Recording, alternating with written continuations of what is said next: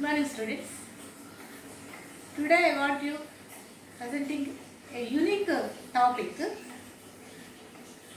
modernization. Modernization, modern అంటే ఆధునికీకరణ.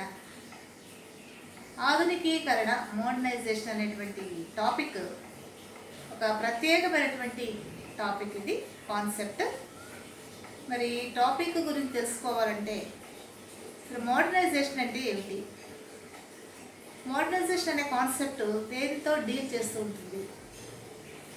Political science లెక్చర్స్లో ఒక series of లెక్చర్స్లో భాగంగా ఈరోజు సెకండ్ లెక్చర్ మీ ముందు ఉంచాలనుకుంటున్నాను. మరి మోడర్నైజేషన్ అనే దానికి పొలిటికల్ సైన్స్కి ఉండేటువంటి సంబంధం ఏంటి అనేది మనం ఒకసారి ఆలోచిస్తే, ఇట్లా ఆధునికీకరణ మనం మోడర్న్ అవ్వడం లేదా అప్డేట్ అవ్వడం అనేది, డెవలప్ అవ్వడం, కొంచెం ముందుకెళ్ళడం అనేది ఏ సబ్జెక్ట్తోనూ కూడా సంబంధం ఉండదు. అన్ని సబ్జెక్ట్స్కి కూడా రిలేటెడ్గా ఉండేటువంటి ఒక భావన ఆధునికీకరణ. పొలిటికల్ సైన్స్లో మోడర్నైజేషన్ అనేది మనం ఎలాగో అర్థం చేసుకోవాలి, మోడర్న్ ఆధునికత అనేది ఎలా అర్థం చేసుకోవాలి, రాజనీతి శాస్త్రం లేకపోతే రాజనీతి భావాలు అటువంటి విషయాలని ఎలాగ ఆధునీకరిస్తాం మనం. ఈ విషయానికి వస్తే మనం ఒక 3 విషయాలు మనం దీన్ని టచ్లో చూడాల్సినటువంటి అవసరం ఉంది.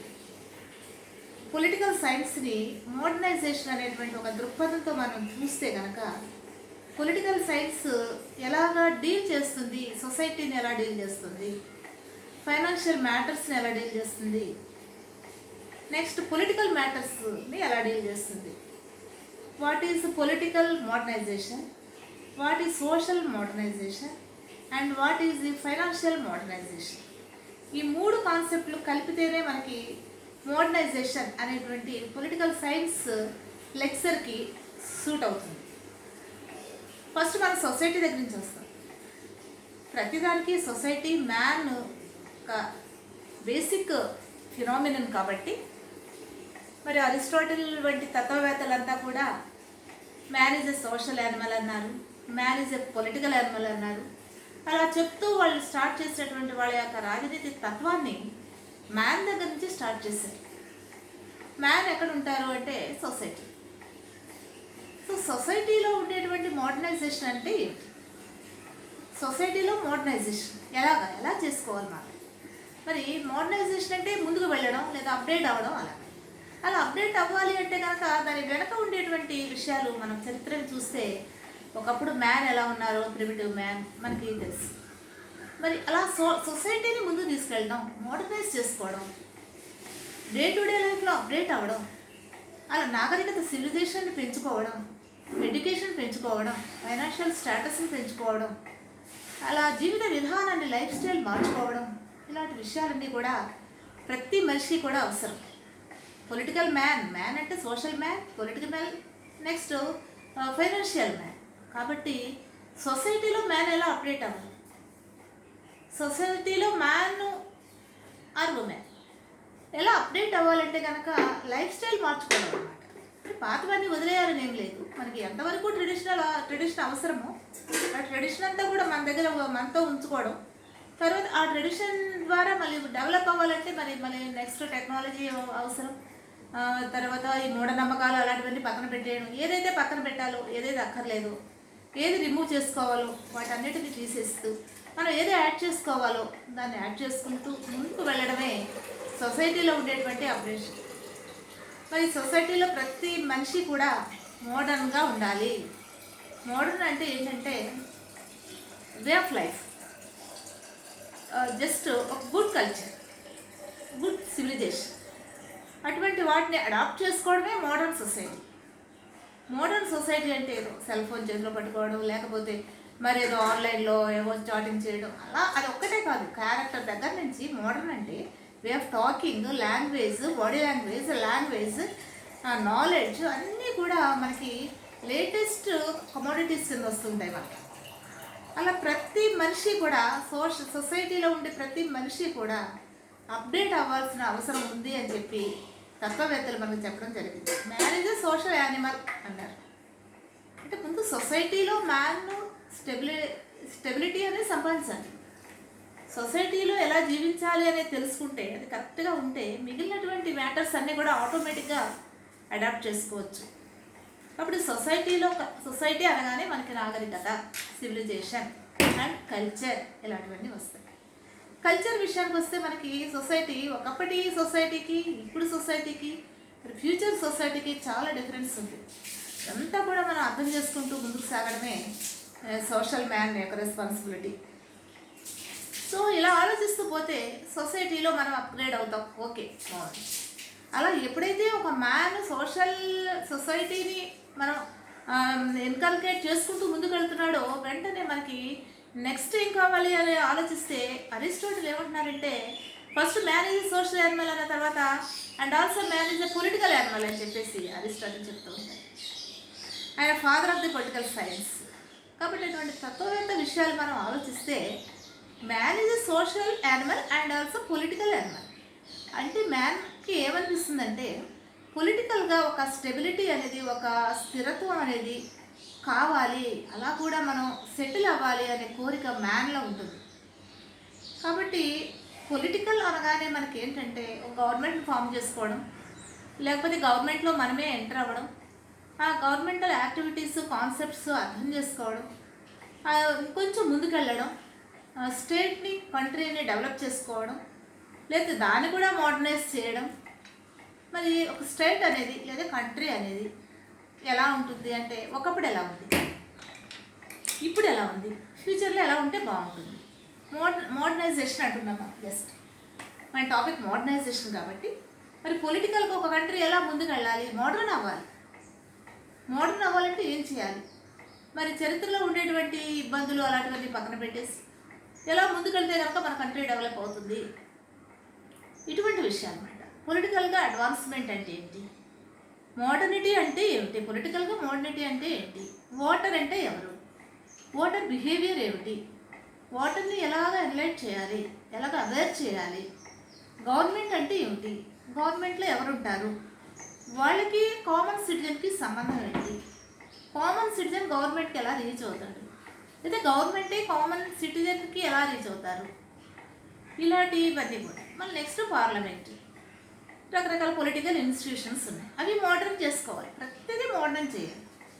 అలా మోడర్న్ చేసుకుంటూ వెళ్తుంటే ఎన్ని ఇన్స్టిట్యూషన్స్ పొలిటికల్ సైడ్ ఉన్నాయి, వాటిని ఎలా అప్గ్రేడ్ చేయాలి, ఎలా చేస్తే మన కామన్ మ్యాన్కి, పొలిటికల్ మ్యాన్కి ఉపయోగపడుతుంది, కంట్రీకి ఉపయోగపడుతుంది, స్టేట్కి ఉపయోగపడుతుంది, ఫ్యామిలీకి ఎలా ఉపయోగపడుతుంది, పొలిటికల్ ఇష్యూస్, ఇలాంటివన్నీ మోడర్నైజ్ చేసుకుంటూ ఉండాలి. పొలిటికల్గా మోడర్నైజ్ అవ్వాలి అంటే టెక్నాలజీ ఉపయోగించుకోవాలి. ఏ సిచ్యుయేషన్లో కూడా టెక్నాలజీ లేకుండా మనం ముందుకి ఫాస్ట్గా వెళ్ళలేము. టెక్నాలజీ కూడా మరి మోడర్నైజేషన్ కాన్సెప్ట్లో ఎంతవరకు ఉపయోగించుకోవాలి, ఎక్కడ ఉపయోగించకూడదు. బాగా ఉపయోగించడమే టెక్నాలజీ యొక్క పరమావధి ఏం కాదు. ఎక్కడ ఉపయోగించాలో అక్కడ ఉపయోగించడం, ఎక్కడ ఉపయోగించకూడదో అక్కడ దాన్ని పక్కన పెట్టేయడం, అది మోడర్నైజేషన్, అది యూటిలైజేషన్ అనమాట. యూటిలైజేషన్ యొక్క ఆ కాన్సెప్ట్ అనేది కూడా అర్థం చేసుకుంటూ ఉండాలి. బాగా ఉపయోగించామా కాదు, కరెక్ట్గా ఉపయోగించామా లేదా అనేది మోడర్నైజేషన్. మళ్ళీ పొలిటికల్ ఫీల్డ్లో మనకంతా online administration, smart administration, e commerce, ఈ సేవా కేంద్రాలు, మీ సేవా కేంద్రాలు, మరి సర్వీసెస్, గవర్నమెంట్ సర్వీసెస్ చాలా ఫాస్ట్గా సిటిజన్కి అందుతున్నాయా లేదా. ఒకప్పుడు గవర్నమెంట్ సర్వీసెస్ సిటిజన్కి రీచ్ అవ్వడానికి చాలా టైం పట్టింది. మరి ఏమేమి పాలసీస్ ఉన్నాయి, ఆ పాలసీస్ కామన్ సిటిజన్ అర్థం చేసుకుంటున్నారా లేదా, ఇటువంటి విషయాలన్నీ కూడా. ఇప్పుడు ఫర్ ఎగ్జాంపుల్, దానికి ఎగ్జాంపుల్ మనం కనుక చూస్తే మనకు బాగా అర్థమవుతుంది. ఇప్పుడు బ్యాంక్స్ మారటోరియం అనే వర్డ్ యూజ్ చేస్తున్నారు. మారటోరియం అనేటువంటి వర్డ్ యూజ్ చేస్తుంటే అది కామన్ సిటిజన్కి అర్థమవుతుందా లేదా. అర్థం అవ్వాలంటే మనం ఈ మోడర్నిటీ యొక్క కాన్సెప్ట్లో ఎలా ముందుకెళ్ళి దాన్ని ఏ విధంగా మనం ఎక్స్ప్లెయిన్ చేస్తే ఆయన అర్థం చేసుకుంటూ ఉంటారు. అలా అనమాట, అర్థం చేసుకోవడం, దాన్ని ఉపయోగించుకోవడం అనేది దీని యొక్క మెయిన్ కాన్సెప్ట్. కాకపోతే ఇటువంటి వర్డ్స్, టెక్నాలజీ ఇలా ఫాస్ట్గా ముందుకెళ్ళేటప్పుడు మోడర్నిటీ అనేది మనం ఒక ఇన్కల్కేట్ చేసుకునేటప్పుడు దాని యొక్క యూటిలిటీ, ఉపయోగం కూడా జరుగుతూ ఉండాలి.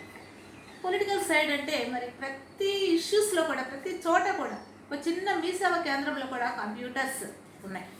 ఆన్లైన్ సేవలు ఏది కూడా పేపర్ మీద ఏం జరగట్లేదు. మరి ఇటువంటి ఆన్లైన్ సేవలు కంప్లీట్ ఆన్లైనే జరుగుతూ ఉన్నాయి. కేవలం పేపర్లెస్ అడ్మినిస్ట్రేషన్ ఉంది ప్రస్తుతం. అది మోడర్నిటీ. ఆధునికీకరణ చేసుకోవాలి. మనం మోడర్నైజ్ చేయాలి, మరి కంప్యూటరైజ్ చేయాలి, ఆన్లైన్ చేయాలి. అలా చేసుకుంటూ వెళ్తే మరి పొలిటికల్ సైన్స్కి మోడర్నిటీతో ఎంతో సంబంధం ఉంది. మరి మోడర్నిటీ, ఆధునికీకరణ అనే దానికి ఫైనాన్షియల్ మ్యాటర్స్తో మనం డీల్ చేయాలి. ఫైనాన్షియల్ మ్యాటర్స్కి పొలిటికల్ సైన్స్కి ఏం సంబంధం లేదేమో అనిపిస్తుంది. కానీ ఫైనాన్షియల్ స్టేటస్లు, మ్యాటర్స్ అన్నీ కూడా హ్యూమన్ బీయింగ్తో సంబంధం. Every human being deals with financial matters. మరి ఫైనాన్షియల్గా మోడర్నైజ్ అవ్వాలంటే మళ్ళీ టెక్నాలజీ ఉపయోగించుకోవాలి. ఫ్యాక్టరీస్, పరిశ్రమలు, మరి ఇవన్నీ కూడా అప్డేట్ చేసి ఈ విధంగా మోడర్నైజ్ చేస్తే కనుక సర్వీసెస్ ఫాస్ట్గా ఉంటాయి. మరి ఎక్కడో జరుగుతున్నటువంటి వేరే దేశంలో ఉండేటువంటి టెక్నాలజీని మనం అర్థం చేసుకోవాలంటే, అక్కడ ఉండేటువంటి ఇండస్ట్రీస్ని మనం అర్థం చేసుకోవాలంటే, అక్కడ డెవలప్మెంట్ మనం కనుక ఫాలో అవ్వాలంటే పేపర్ ద్వారా ఇప్పుడు చాలా కష్టం జరగడం.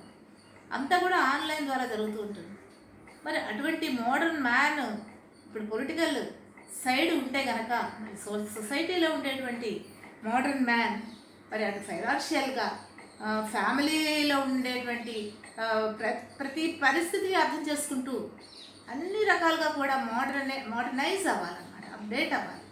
ఈవెన్ ప్రతి మ్యాన్ కూడా ఒక జాబ్ చేస్తున్నారు. ఒక క్లర్క్, ఒక అటెండర్, ఒక లెక్చరర్, ఒక టీచర్, అందరూ కూడా అప్డేట్ అవ్వాల్సిన పరిస్థితి ఉంది. ఇలా ఇండివిజువల్గా అప్డేట్ అవ్వాలి, ఇన్స్టిట్యూషన్ పరంగా అప్డేట్ అవ్వాలి. College, school, office, secretariat, parliament, WHO, ప్రతిదీ కూడా అప్డేట్ అవ్వాలి. అందరూ కూడా అప్డేట్ అవ్వాలి. అదే మోడర్నైజేషన్. ఎప్పుడైతే మనం మోడర్నైజేషన్ కావాలి అని కోరుకుంటామో అప్పుడు మన దగ్గర ఉండేటువంటి ఇది రకరకాలైనటువంటి మూఢాచారాలు కానివ్వండి, లేకపోతే అవసరం లేనటువంటి విషయాలు, అలాంటివన్నీ కూడా మనం ఆటోమేటిక్గా పక్కన పెట్టేస్తాం. ఈ మోడర్నైజేషన్ అనే దానిలో వెనకబడిపోతే కనుక ఏంటి నష్టం అనేది కూడా.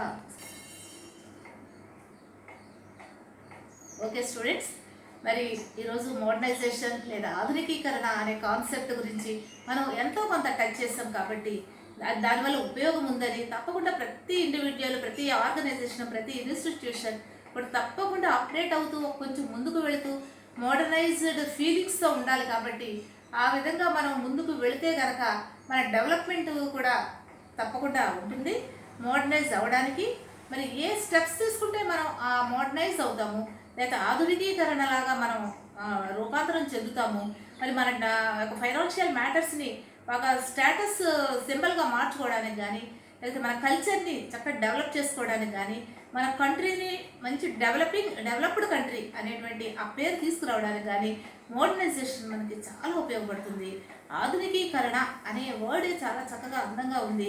మరి పాత పద్ధతులు కొన్ని ఉపయోగపడతాయి, మరి కొన్ని మనకు ఉపయోగపడవు. కాబట్టి ఆ పాత పద్ధతులు లేదా కొన్ని ట్రెడిషనల్ మెథడ్స్ పక్కన పెట్టైనా సరే ఈ మోడర్నైజేషన్ అనేటువంటి ఒక కాన్సెప్ట్లోకి ఆ ఏరియాలోకి మనం అడుగు పెడితే కనుక మన డెవలప్మెంట్ కూడా చాలా ముందుకి బాగా సాగుతుందని చెప్పి నేను ఆశిస్తున్నాను. Okay, thank you very much.